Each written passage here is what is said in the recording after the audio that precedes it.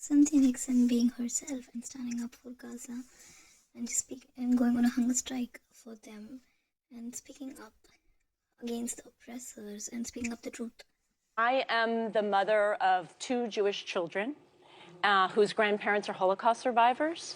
And my oldest son in particular, he really has been reaching out to my wife and I and asking us, imploring us really, to say, use your voice to affirm as loudly as you can that never again means never again for anyone.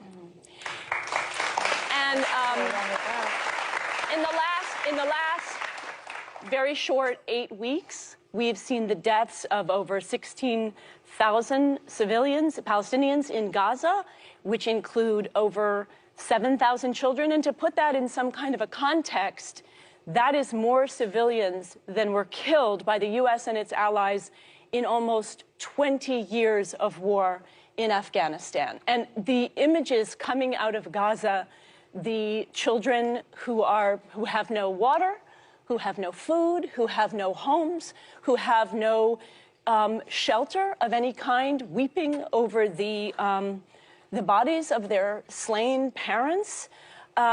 This is, I mean, as I say every time I speak about this, what Hamas did was terror, brutal and terror and unforgivable. But I don't think we get to a better place with more civilian deaths. And that is why, in my belief,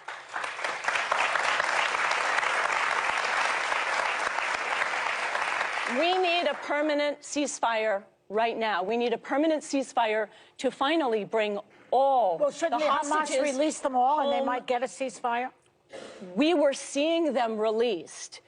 And we need a ceasefire to bring all the hostages home, and we can see from but they won't do that. We can see that the people who have been released, their families are very angry with the Netanyahu government, saying you're not prioritizing us at all. You're not prioritizing us in terms of negotiation, in getting these hostages back, or even in terms of not well, we don't bombing. talk enough about Netanyahu because he is the Donald Trump of Israel. That's true. If I could even say this, he's worse, which I never thought I would say about anybody. Yes. I think this is really a moment for moral clarity, and I think we need to look into our hearts and ask ourselves, do Palestinian children deserve the same safety as all other children do? And that's true in Ukraine also. And of course, the answer is, I would hope, yes, they do.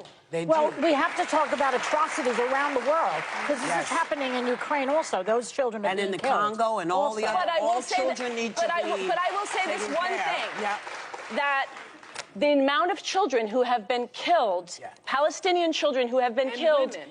But just take about children, is now twice as many children as were killed across 24 war zones in all of last year, in just 8 weeks. These are not regular human casualties. No. This is off the charts. It needs to stop. We need to. We got to make this happen. Stop. Yeah.